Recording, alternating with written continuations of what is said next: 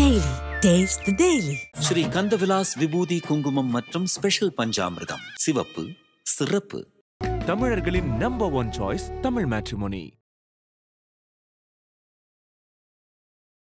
ஜாதகம் அப்படின்னு சொல்லி எடுத்துக்கிட்டோம் அப்படின்னு சொன்னா அந்த ஜாதகத்துல எந்தெந்த இடங்கள் சிறப்பான முறையில இருந்துச்சு அப்படின்னு சொன்னா அவங்களுடைய திருமண வாழ்க்கை அப்படிங்கிறது நல்லா இருக்கும். ஜனனி ஜென்ம சௌக்கியானாம் வர்த்தரி குலசம்பதாம் பதவி பூர்வ புண்ணியானாம் லிக்கியதே ஜென்ம பத்திரிகா. இதுதான் உங்க டாக்குமெண்ட். ஒரு குழந்தை பிறந்தால் ஜனனின்னா ஒன்னாம் இடம். முதல்ல லக்னத்தை பார்க்கணும். லக்னம் தான் உயிர். லக்னம் இல்லைன்னா ஒன்றும் இல்லை. ஒரு குழந்தைக்கு திருமணத்தானதுமானாலோ திருமணத்தான தொல்லைகள் வந்தாலோ அல்லது விவாகரத்து வந்தாலோ அல்லது குழந்தை இல்லாமல் போனாலோ இதுக்கு எல்லாமே அவங்க தாய் தகப்பனுடைய திருமணமான நாள் தோஷமானதா தான் வேலை செய்யும். இந்த 3.25 நாளிகையில முன்னால பாதி பின்னால பாதிக்குமா நடுவுலையே தாலி கட்டணும். ஃபேஷன் ஆஃப் செகண்ட் மாறினா கூட அது தப்பு வரும்.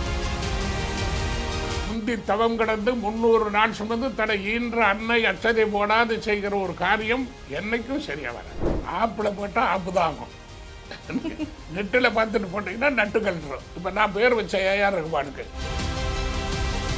திருமணத்தில் அவங்க 2 பேருக்கு மேட்சிங்காக நல்லா இருக்கிற நாடாக கொடுத்துட்டோம்னா எந்த ப்ராப்ளமும் வராது. அதில் ஏமாந்துட்டா அவன் வாழ்நாள் பூரா அவங்க லைஃப்பை தொலைச்சு போடும்.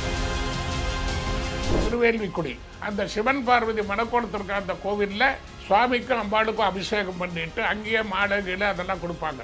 அது ஏலூர் கோயில்னு பேர். மீதி இருக்கிற 6 கோயிலில் அந்த பொண்ணு மாப்பிள்ளைக்கு அர்ச்சனை பண்ணணும். இது பரிகாரம் அல்ல. இறைவன்கிட்ட எனக்கு நல்ல வாழ்க்கையை கொடுன்னு கேட்கறது. பரிகாரம்ங்கிற வார்த்தை இல்லவே இல்லை. ஐபிசி பக்தி நேயர்கள் அனைவருக்கும் அன்பு வணக்கம். இன்னைக்கு நம்ம கூட ஜோதிடம் மற்றும் ஆன்மீகம் சார்ந்த பல விஷயங்களை பகிர்ந்து கொள்வதற்காக ஜோதிட ஞானி ஓம் உலகநாதன் ஐயா நம்ம கூட இணைந்திருக்கிறார்கள். ஐயா வணக்கம் ஐயா. ஐபிசி பக்தி நேயர்கள் அனைவருக்கும் ஓம் உலகநாதனின் பணிவான வணக்கங்கள். இப்ப பொதுவாக ஒரு ஜாதகம் அப்படின்னு சொல்லி எடுத்துக்கிட்டோம் அப்படின்னு சொன்னா அந்த ஜாதகத்துல எந்தெந்த இடங்கள் சிறப்பான முறையில இருந்துச்சு அப்படின்னு சொன்னா அவங்களுடைய திருமண வாழ்க்கை அப்படிங்கிறது நல்லா இருக்கும். அருமையான ஒரு கேள்வி கேட்டீங்க. இது கேட்கப்பட வேண்டியதுதான்.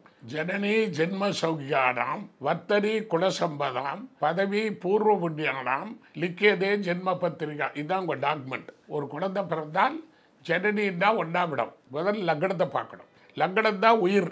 லக்னம் இல்லைன்னா ஒன்றும் இல்லை. லக்னம் தான் அந்த பின் பாயிண்ட்ல அவங்க பண்ண சொல்லும். அந்த லக்னம் அந்த ராசியினுடைய அந்த லக்னம் ஆரம்பத்தில் இருக்கா, மத்தியில் இருக்கா, கடைசியில் இருக்கா.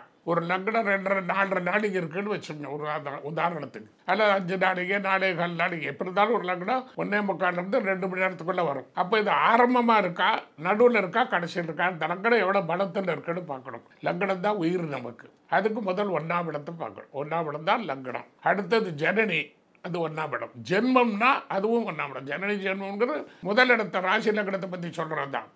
அதுக்கப்புறம் சுகம் சேமம் 4ஆம் இடம். 1 பார்த்து 1 4ஆம் இடத்தை பார்க்கணும். 4ஆம் இடம் நல்லா இருக்கணும். அது தாய்ஸ்தான வீடு.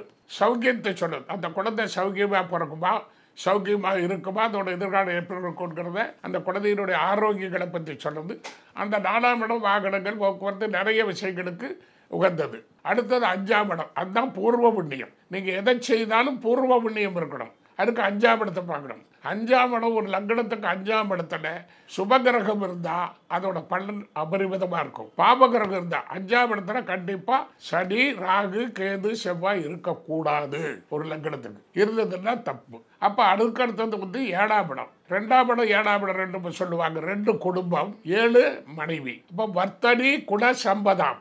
மனைவிங்கிற வர்த்தனி அவன் நல்லவனா அமைச்சுட்டா அந்த குலம் சகல சௌபாக்கியத்தோடு இருக்கும்னு சாத்திரம். வர்த்தனி பதவி பூர்வ புண்ணியானம். நீங்க இன்னைக்கு நினைச்சுக்கிட்டாலும் பதவி கிடைக்காது. பூர்வ புண்ணியம் செய்திருந்தீங்கன்னா தான் பதவி கிடைக்கும். இந்த பூர்வ புண்ணியம் செய்திருக்கிறீங்களான்னு பார்க்கும்போது 5ஆம் இடம் நல்லா இருக்கணும். அந்த 5ல் பாவகிரகங்கள் இல்லைன்னா பூர்வ புண்ணியம் பண்ணியிருக்கோன்னு அர்த்தம். 5ல் பாவகிரகம் வந்தால் நம்ம ஒரு பூர்வ புண்ணியம் பண்ணல, அப்போ நம்ம ஆதாயத்தை தேடி பிரயோஜனம் இல்லையே. அப்போ நீங்கள் உங்கள் ஜாதகத்தை பார்க்கும்போது உங்கள் ஜாதகத்தை வச்சு மட்டுமே சொல்லிட முடியாது. பதவிங்கிறது 10ஆம் இடம். வேலையோ பதவியோ உத்தியோகமோ அதையெல்லாம் 5ஆம் இடம் தான் கொடுக்கும். அப்போ நீங்கள் பார்க்க வேண்டிய வீடுகள் எதுன்னா ஜாதகத்தை எடுத்தோன்னே முதல் வீடு, 2வது வீடு, 4வது வீடு, 5வது வீடு, 7வது வீடு 10வது வீடு. இந்த வீடுகளை தான் நம்ம முதல் பார்க்கணும். அதை எடுத்தோன்னு 6, 8, 12 விரைய வீடுகளை பார்க்கக்கூடாது. இது சுப வீடுகள். இந்த வீடுகளில் சுபகிரகங்கள் அடைஞ்சிருந்தா சுப பலனை செய்யும், பாபகிரகங்கள் அடைஞ்சிருந்தா பாப பலனை தான் செய்யும். அப்போ இதை பார்க்கும்போது இது ஏதாவது ஒன்று கெட்டிருக்குதுன்னு வச்சுங்க. இப்போ 4ஆம் இடம் கெட்டிருந்தா தாய் வழியினால பாதிப்பு அவங்களுக்கு வரும். 9ஆம் இடம் கண்டிருந்தா தந்தை வழியினால வரும். 7ஆம் இடம் கண்டிருந்தா மனைவி மூலம் வரும். 4ஆம் இடம் கண்டிருந்தா அவங்களுக்கு சில வாகன விபத்துக்கள் தொல்லைகள்லாம் வருது இல்லையா? அப்போ 4 தாயை சொல்வது, 7 தாரத்தை சொல்வது, 2 குடும்பத்தை சொல்வது, 10 தொழிலை சொல்வது, 5 பூர்வ புண்ணியத்தை சொல்வது, 9 அப்பாவுடன் பாக்கியம். அப்போ சுகஸ்தானம், அதனால தான் ஒரு கேந்திரமும் திருகோணமும் சேர்ந்திருந்தால் கண்டிப்பாக வலுவான யோகத்தை கொடுக்கும். அதில் எது வலுவாக இருக்குதோ, கேந்திரமும் திருகோணமும் சேர்ப்போம். 1, 4, 7 10 கேந்திரம், 5, 9 திருகோணம். இதில் எது சேர்ந்து இருக்குதோ அந்த வீட்டோட கிரக நிலை எப்படி இருக்குதோ அதை பொறுத்து அது வரும் அந்த பலன். அப்போ அதுதான் முக்கியமான நம்ம பார்க்க வேண்டிய இடங்கள். ஐயா, இப்போ பொதுவாக வந்து ஒரு சில ஜாதகர்களுக்கு வந்து குறிப்பிட்ட வயசில் வந்து இந்த வயசு வந்துருச்சு கல்யாணம் பண்ணணும் அப்படிங்கும்போது அந்த வயசில் கல்யாணம் ஆயிடுது. ஆனால் ஒரு சிலருக்கு அவங்களோட வயசு தாண்டினதுக்கு அப்புறமும் கூட, அவங்களுக்கு ஒரு அதீத வயசு வந்ததுக்கு அப்புறம் கூட திருமண பிராப்தம் அப்படிங்கிற விஷயம் கை கூடவே மாட்டேங்குது இல்லைங்கய்யா? இதுக்கு என்னங்கய்யா? அதுக்கு என்ன காரணம்னா அந்த குழந்தையினுடைய தவறு அல்ல. ஒரு குழந்தைக்கு திருமணத்தானதுமானாலோ, திருமணத்தான தொல்லைகள் வந்தாலோ, அல்லது விவாகரத்து வந்தாலோ, அல்லது குழந்தை இல்லாமல் போனாலோ, இதுக்கு எல்லாமே அவங்க தாய் தகப்பனுடைய திருமணமான நாள் தோஷமாக இருந்தால் தான் வேலை செய்யும். அவங்க பண்ணல. அந்த 4ஆம் இடம் தாயும் 9ஆம் இடம் ஜாதகம் அப்பா அம்மாவை சேர்த்துறாங்க இல்லையா? அந்த நாள் இப்போ திங்கக்கிழமைன்னு ஒன்று நான் சொல்லியிருக்கேன் உங்களுக்கு. திங்கக்கிழமை பண்ணுற கல்யாணத்தில் எல்லாம் அவங்க குழந்தைகளையே அனாதையாக்கிடுது, குடும்பத்தை பிரிச்சிருது. போராட்டம், வாழ்க்கை பூரா போராட்டம், உறவுகள்னால போராட்டம். அவங்க 2 பேரும் நிம்மதியாக வாழவே விட மாட்டாங்க. அதுக்கு காரணம் திங்கக்கிழமை 12 மணி வரைக்கும் நல்ல நேரமே இல்லை, 12 to 2 தான் இருக்குது. அப்போ என்ன செய்யணும்? திங்கக்கிழமை எப்படி ஏகப்பட்ட கோயிலுக்குள்ள திருமணம் நடக்குது. நானே பார்க்குறேன், நிறைய திருமணம் நடக்குதா இல்லைங்களா? திங்கக்கிழமை எந்த சாத்திரம் சொல்லியிருக்கு? நட்சத்திரம் ஒத்துக்கிடும். திங்கக்கிழமை எப்படி வச்சோம்னாலும் 12 மணி வரைக்கும் சரியா வராது. அது மாதிரி நாளில் புதன், வியாழன், வெள்ளி தான் திருமணத்துக்கு மிக உயர்ந்த நாட்கள். அதுக்கு அடுத்தது ஞாயிற்றுக்கிழமை, ஆதிவாரம், சூரியனுடைய வாரம். அதில் 7:30 10க்குள்ள 7:30 9 வைக்கலாம், அல்லது 8:30 10 வைக்கலாம். 3.25 நாளிகை முகூர்த்தத்துக்கு கொடுக்கணும். இந்த 3.25 நாளிகையில் முன்னால் பாதி பின்னால் பாதிக்குமா நடுவுலையே தாலி கட்டணும். ஃபேஷன் ஆஃப் செகண்ட் மாறினா கூட அது தப்பு வரும். இப்போ உங்களுக்கு திருமணம் நடக்கிற இடத்துல பார்த்துருப்பீங்க, மாப்பிள்ளை போகிறது ஒரு முடிச்சு தான், 2வது நாத்தனார் போடுவாங்க. இது எதுக்குன்னா, அந்த நாத்தனார் முடிச்சு போடும்போது எதுக்காக நாத்தனார் போடுறோன்னா, உங்களுக்கு உங்கள் வாழ்க்கையில் உங்கள் இதில் நாங்கள் தலையிட்டு எந்த இடையூறும் செய்ய மாட்டோம். என்ன, நீயும் உன் கணவனும் நல்லா இருக்கணுங்கிறதுக்காக போடுறேன், உங்கள் வாழ்க்கைக்கு நாங்கள் எந்த காரணம் கொண்டு எந்த இடையூறமும் வரமாட்டோம்னு சொல்கிறதுக்கு தான் இந்த முடிச்சு.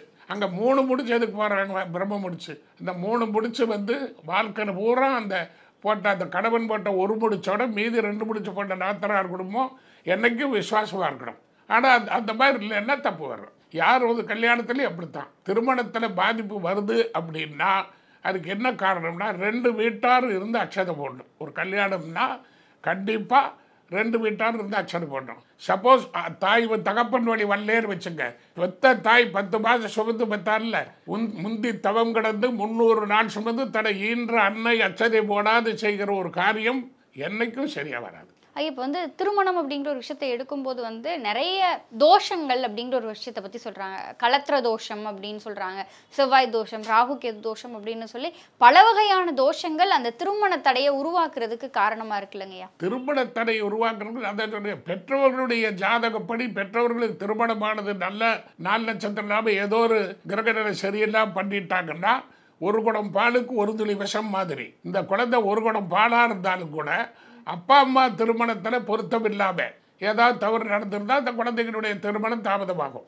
ஐயா, இப்போ நீங்கள் வந்து அப்பா அம்மா வந்து சரியான தேதி நேரம் பார்த்து கல்யாணம் பண்ணலை, அதனால தான் குழந்தைகளுக்கு வந்து இந்த தோஷம் இருக்குது, திருமணம் சார்ந்து இந்த தோஷங்கள்லாம் இருக்குது அப்படின்றத சொல்கிறீங்க. அம்மா அப்பா பண்ணலை, ஆனால் அடுத்து வர்ற இவங்களுடைய வாழ்க்கை வந்து சரியாக இருக்கணும் அப்படிங்கிற அந்த எண்ணத்தோட அம்மாவும் அப்பாவும் இவங்களுக்கு திருமண பிராப்தம் பார்க்கும்போது இந்த தோஷங்கள் எல்லாத்தையும் நிவர்த்தி பண்ணணும்னா என்னங்கய்யா பண்ணணும்? அதுக்கு தான் இப்போ நான் உங்களுக்கு சொல்கிறேன் என்ன செய்யணுமா. இந்த திருமண பொருத்தத்துக்கு தோஷம் வராருன்னு நான் அந்த நல்ல நாளை குறிக்கிறேன். பஞ்சாங்கத்தில் விவாகம்னு போட்டு தான் கல்யாணம் பண்ணக்கூடாது. எங்களை பொறுத்தவரையும் வந்து கேலண்டரில் வந்து சுப முகூர்த்த நாள் அப்படின்னு போட்டால் அந்த நாளில் வந்து என்ன நல்ல விஷயம்னாலும் செய்யலாம் அப்படிங்கிறது வந்து எங்கள் மனசில் இருக்கு. ஆனால் வந்து நீங்கள் இப்போ சொல்லும் பொழுது வந்து சுப முகூர்த்த நாள் அப்படிங்கிறத பஞ்சாங்கத்திலிருந்து பார்த்து கண்மூடித்தனமாக இந்த விஷயத்த பண்ணாதீங்கன்னு சொல்கிறீங்க இல்லைங்கய்யா. இதுக்கு காரணம் என்னங்கய்யா? அதாவது ஒரு திருமணம்ங்கிறது எவ்வளோ நாள் வாழ்றது, 1000 காலத்தை பயிர்னு சொல்லுவாங்க. அதுக்கு ஒரு முறையான ஜோதிடர்கிட்ட போய் 4 கேட்டு பண்ண வேண்டாமா? ஜோதிடர்கிட்ட போய் 4 கேட்டு பண்ணால் தான் உங்களுக்கு வரும். அப்போ இந்த 10 பொருத்தமும் போட்டு பார்ப்போம். பொருத்தம் இல்லை, அதுக்கு என்ன ரெமெடி? இப்போ கந்தர்வராஜ ஹோமம்னு ஆணுக்கு இருக்குது, பொண்ணுக்கு சுயவர பார்வதி யாகம்னு இருக்குது. அந்த முன்னோர்களில் எந்த தப்பு செஞ்சிருந்தாலும் இந்த திருமணங்கள்னால பாதிப்போ தாமதமோ வரக்கூடாதுங்கிறதுக்காக தான் ஆணுக்கு கந்தர்வராஜம். ஆணுக்கு திருமணம் ரொம்ப லேட் ஆகுதுன்னா கந்தர்வராஜ ஹோமம் பண்ணணும், பொண்ணுக்கு திருமணம் லேட் ஆகுதுன்னா சுயவர பார்வதி யாகம் பண்ணணும். அப்போ அந்த தோஷம் அடிப்படுது. நாள் தான் ரொம்ப முக்கியம். விளையாட்டாக சொல்லுவாங்க, நாள் செய்வதை நல்லோர் செய்ய மாட்டாங்க. அப்போ நாள் செய்யும் போது அந்த ஜாதகத்தில் 6ஆம் இடம், 8ஆம் இடம், 7ஆம் இடம் இந்த 3ம் சுத்தமாக இருக்கணும் ஃபர்ஸ்ட்டு. அப்போ 6னா சத்துருக்களால் தொல்லை வராது, 7 கணவன் மனைவியினால வராது, 8 ஆயுளுக்கு வராது, விவாகரத்து வராது, தடைகள் வராது, நிம்மதியாக இருக்கும். இன்னும் இந்த தவறான நாளில் பண்ணும்போது அவங்களுக்கு ஆண் சந்ததி கிடைக்காது. அப்போ ஒரு கால் பண்ணும்போதே ஆண் நட்சத்திரத்தில் வைக்கிறவா பெண் நட்சத்திரத்தில் வைக்கிறவா அப்படின்னு இருக்குது. அதனால் இந்த பொருத்தம் பார்க்கும்போது அதெல்லாம் கரெக்டாக பார்க்கணும். ஐயா, நீங்கள் பொருத்தம் அப்படிங்கிற ஒரு விஷயத்த சொல்லும்பொழுது என்ன அப்படின்னா, இப்போ வந்து ஜோதிடர்கள் கிட்ட போய் அவங்க சொல்கின்ற பொருத்தம் அப்படிங்கிறத தாண்டி இப்போ ஆப் அப்படிங்கிற ஒரு விஷயம் வந்துருச்சு. எல்லாருமே வந்து அந்த ஆப்பில் போட்டு பார்த்துட்டு பொருத்தம் இருக்கா இல்லையா அப்படிங்கிறத வந்து யார் வேணால் சொல்லலாங்கிற அந்த ஒரு நிலைமைக்கு வந்துருச்சு. அப்போ இதன் மூலமாக வர்ற விஷயங்கிறது சரியாக இருக்குமா?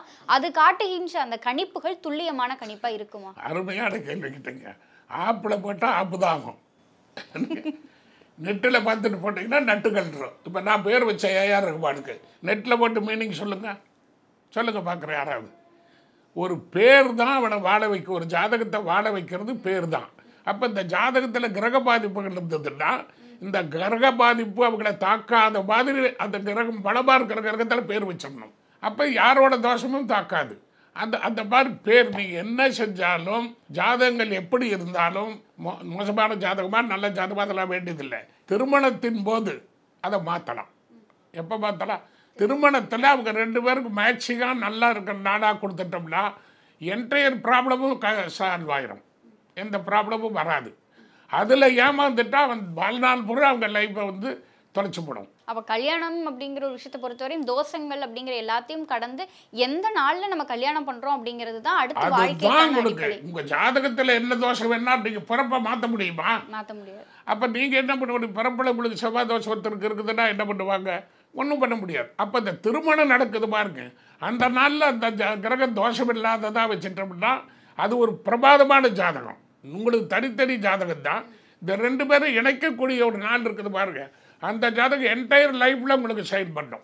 இப்போ திருமணம் அப்படிங்கிற ஒரு விஷயம் சார்ந்து வரும்பொழுது வந்து நிறைய பேருக்கு வந்து அந்த தோஷங்கள் அப்படிங்கிறதுக்கு வந்து என்ன ஒரு விஷயம் அப்படின்னா பரிகாரங்கள் அப்படிங்கிற ஒரு விஷயம் எடுக்கிறாங்க. இந்த பரிகாரத்தை பண்ணீங்கன்னா உங்களுக்கு கல்யாண தடை நீங்கும், இந்த இடத்துல போய் இந்த இது பண்ணுங்க அப்படின்னு சொல்லி நிறைய பரிகாரங்கள் வந்துருச்சு. இப்போ அப்போ அந்த பரிகாரங்கள் அப்படிங்கிறது வந்து உண்மையிலேயே பலன் கொடுக்குமா, இல்லை அந்த பரிகாரங்கிறது நம்மளோட மனசில் இருக்க திருப்திக்காக பண்ணுறதா? அந்த தோஷத்திற்குடைய தேவதை கிட்ட போய் தான் செய்யணும். அதுக்கு அருமையான ஒரு ஆலயம் இருக்குது. சிவபெருமான் திருக்கல்யாணத்திற்காக ஹோமம் நடந்த இடம் வேள்வி தான் நடந்த சொல்லி இருக்குது. அந்த வேள்வி எங்கே? சிவபெருமான் திருமணத்துக்காக நடந்த Thiruvelvikudi.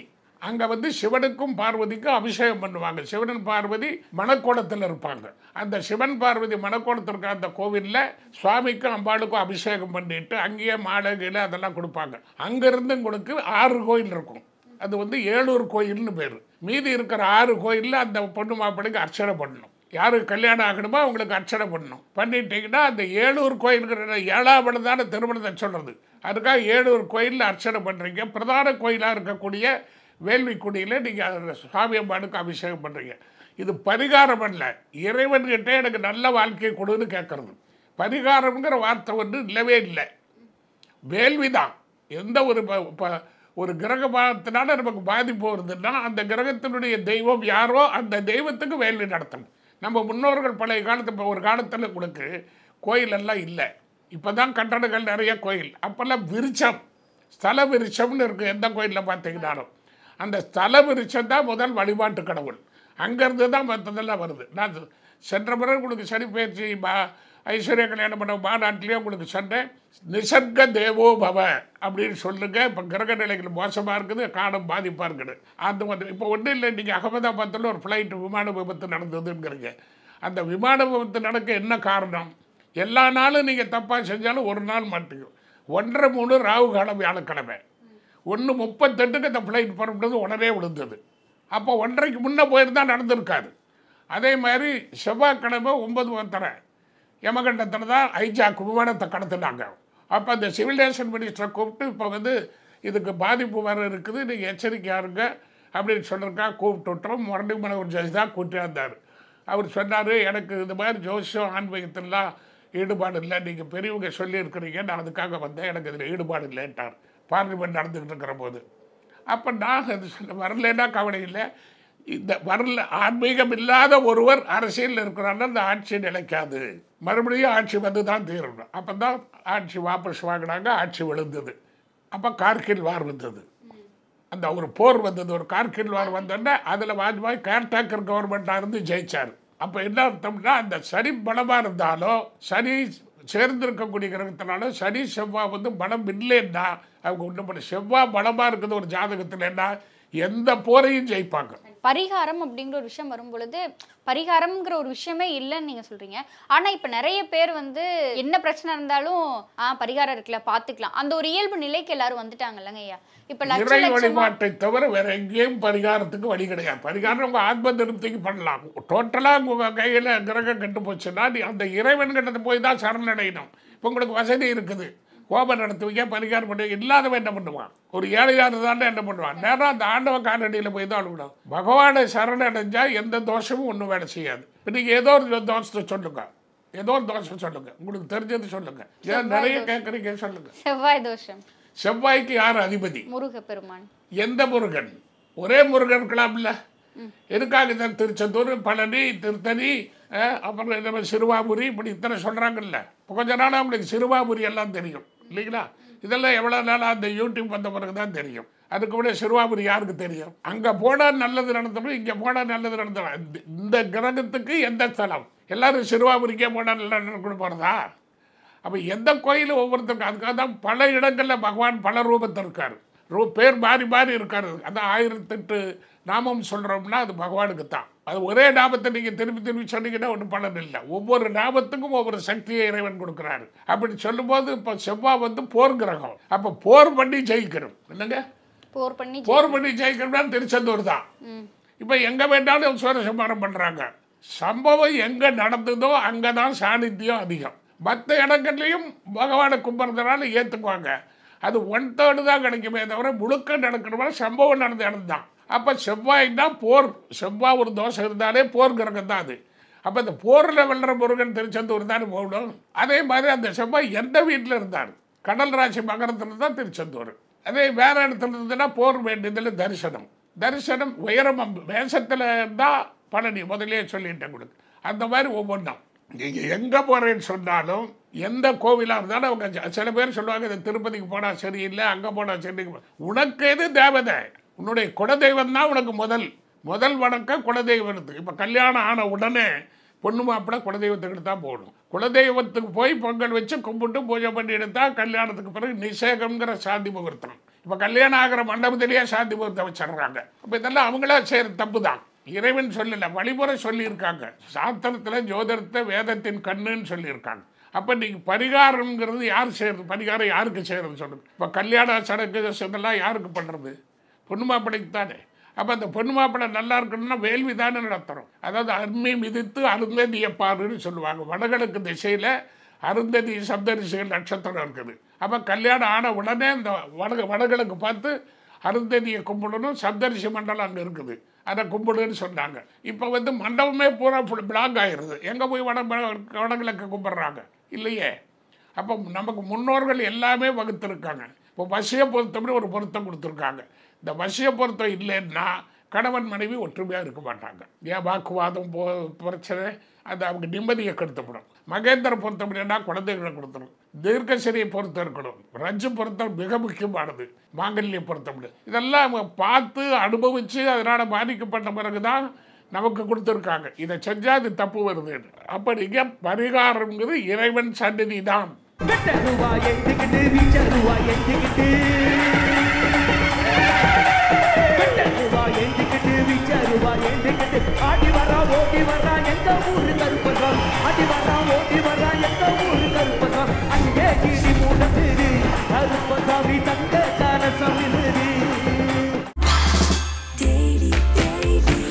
Taste Daily. Taste the Daily. Sri Kandavilas விபூதி குங்குமம் மற்றும் ஸ்பெஷல் பஞ்சாமிர்தம். சிவப்பு சிறப்பு. தமிழர்களின் number one choice Tamil matrimony.